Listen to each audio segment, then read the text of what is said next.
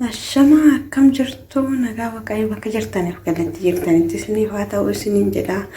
Akkam jirtu nagaa keessanii isiniin jedha. Warroonni mana kiyaammaatiin taane koottaa maatiin ta'a. Subscribe like gochuu hin dagatina isiniin jedha. Uummata ishtii uummata jaalala isiniin jedha. Warroonni duraan turtan guddaa galatoomaa isiniin jedha. Arrakinuu ayyaana fakkanatti qophaahan jira isiniin jedha. Daabboo hojjechuu fanii bittee hojjechuu fanii isiniin jedha. Enna warroonni bittilee barbaadanii isiniif ergaa isiniin jedha. Uummata qashtii baga isiniin gahee baga geessanii baga waggaa geessanii waaqayyo kan bara kanaan nu gahee egerees nu haa ga'u isiniin jedha. Warroonni biyya keessaa fi biyya alaa baga geessanii isiniin jedha. Ayyaana waggaa ayyaantota argaa akkuma jedhasanii baga geessanii kinuu bittileen keessa kana fakkaata isiniin jedha. Akkanatti hojjedhee jira. Innaa koota nyaadhadha isiniin jedha. Uummata qashtii isiniin jedha. Daabboo bareedaa bittee bareedan hojjedhee isiniin jedha. Kinoo kana fakkaata buufeen akkatti haala kanaan dabarsee jira isiniin jedha. Uummata qashtii uummata jaalalaa ayyaana gaarii isiniif haa ta'u hunda keessanuu isiniin jedha. Kana fakkaata daabboon kiyyaas daabboo bareedaa baay'ee namatti tolu bittee babbareedduun hojjedhee isiniin jedha. Ayyaana waggaa dhugaa baay'ee nama gammachiisa bara kana namatti tola isiniin jedha. Akkuma beekamu gaa intini dhan hojjedhe uxala osoo hin ta'ini kaasiidhaan hojjedhe jechaadha. Akkana akkuma argitanii akkuma suuratti argitan kana isiniin jedha. Baay'ee tokko das namadha garuu kaameraa ofii kiyyaa waraabaa yoo hin jedhuuf natti toluu dide silaa gizee waan hunda hojjedhu isinitti agarsiisa ture isiniin jedha. Kana fakkaata daabboon kiyyaa daabboo bittee babbareedduun hojjedhe isiniin jedha. Kotta nyaadadha. Enna akkasii ayyaana haala kana haala bareeda haala namatti toluu nan dabarsee jira. Dhugaa rabbii waaqayyo haa galatamu waaqayyo waggaan nu haa ga'u isiniin jedha. Haala bareedaadhaan dabarsee isiniin jira. Kana fakkaata egaa ayyaanni bara kanaa akkanatti daddabarsinee isiniin jedha. Waaqayyo waggaan nu haa ga'u isiniin jedha.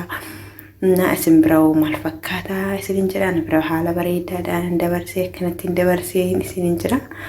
Egaa maaliif waaqayyo tolee kanarraan nu ga'e uumaan keenya galatamu kun immoo akkuma beektanii farsoo beektu warra shawaa isa sana hojjedhee kana kanarraa hojjetamu kubuzii arabaatii fi kubuziidha. Achiin loomii wanta biifsii yookaan wanuma tokkotti natti naquu dandeechuu akkas walitti naqee akkuma argitan burtukaana tokko oranjii addaan kuteen keessa godhee kun immoo kubuziidha. Saniin booda bishaanii isiniin jedha. Kaameeraa xiqqootti naqee ture akkuma inna waliin turaadha. Walumaan waa hojjennu isiniin jedha. Waan ta'u macarrashaa isaa ilaaltu akkuma beekamu gaa waan hedduu keessa darbee baay'ee mi'aa baay'ee namatti tola isiniin jedha. Gaa ilaalaa isiniin jedha. Amma kenoo walitti nannaqee jira.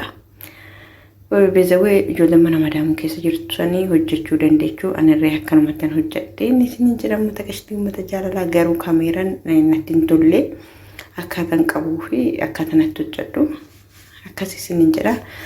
Kaameeraan natti hin tolle ammas bishaanatti dabalee jira. Duraan dursa kubuzii ho'isee saniin booddee kubuzii erga ho'isiin booddee ibidda irratti ho'isee saniin booda qodaa shaggaasa kan ta'u jechaadha. Kan isinii baachuu danda'u qodaa bal'aatti nattu. Amma immoo harka kiyyaan waliin gahee harka kiyya dhiqadhee isiniin jira. Innaa sababni isaa harkaa waliin gahuudhaaf intiniidha. Shaggaa hin ta'u gizee kun du'e malee. Akka isiniin jedha uummata qashtii kana fakkaataa isiniin jedha. Akkanatti nu hojjedhee isiniin jedha. Akkuma beekamu biyyatti simuu naqamu harka ofiitiin waliin gahu. Sababni harkaa waliin gahu baay'ee tokko harkaan ajjeesu kan midhaan isaa kan akka du'ee wal nyaatee dafee bahuudhaaf sababni harkaa waliin gahamu. Isa kana isiniin jedha uummata qashtii. Dhugaa baay'ee tokko marbaatiin irree akkuma argitanii dukkanaa baay'ee tokko cillimaadha isiniin jedha. Kushina keekicha baay'ee nifu kan fakkaata isiniin jedha. Uummata qashtii uummata jaalalaa akkanatti mana keessanitti gizee tokko godhachuudhaaf dhugaa baay'ee tokko das nama jedha. Namatti tola hunduu akkasin jira kun kan irraa hojjetamu biqilaa hin qabu biqilaa malee geeshootti namu bas deeku buziidha intini tamarii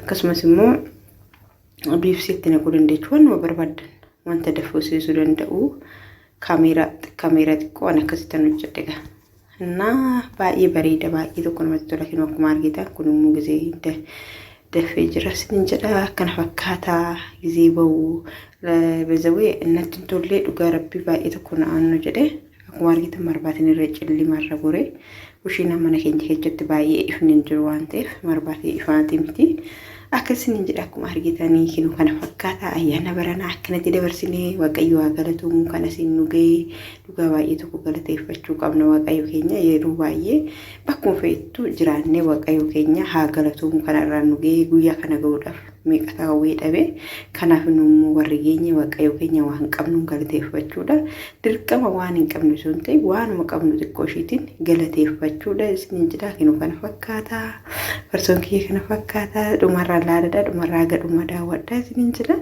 inna baay'ee tokko namatti tola kana isin jedha kinoo amma agartanii jirtu irraa badamee jira waa baay'ee namatti tola isa sanigaa kun akkanatti ba'ee jira wal nyaatee wal dhugee isin jedha kottaa